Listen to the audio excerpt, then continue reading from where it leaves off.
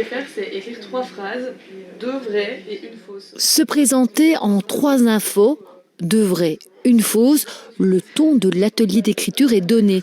C'est Olivia Gavage, tout juste 20 ans, qui l'anime. Après 2 années d'études en littérature, la Hervienne voulait faire une pause. Elle voulait être utile durant cette année sabbatique. Conseillée par un ami, elle a choisi de s'engager durant 6 mois dans un service citoyen. Lui, ce qui l'avait vraiment plu, c'était toutes les rencontres qu'il avait faites, parce que du coup, je suis avec plein d'autres jeunes qui veulent aussi s'engager.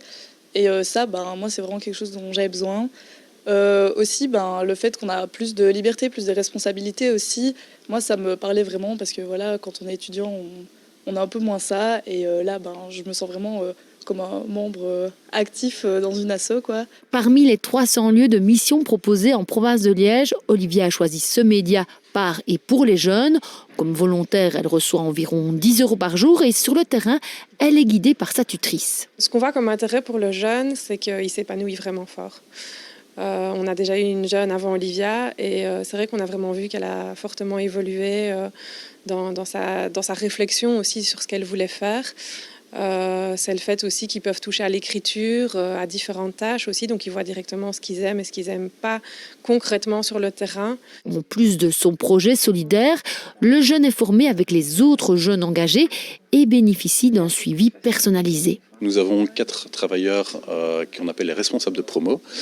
Ils sont absolument géniaux, ils sont là pour justement encadrer les jeunes en service citoyen. Donc faire un premier entretien d'1 heure avec eux pour justement un peu définir leur mission, simplement se rendre sur le lieu de la mission avec le tuteur pour qu'il y ait une première rencontre.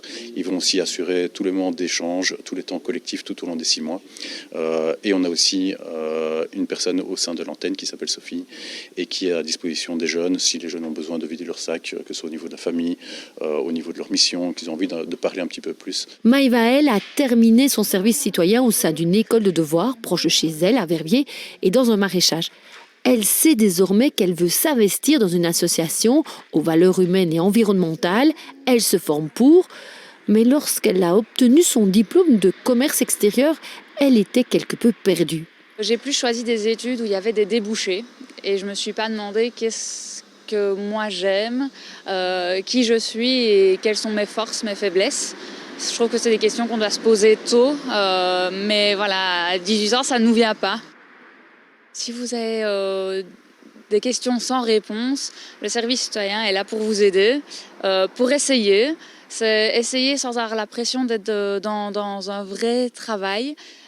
C'est aussi plein de rencontres, donc les rencontres, c'est apprendre des autres et apprendre sur soi.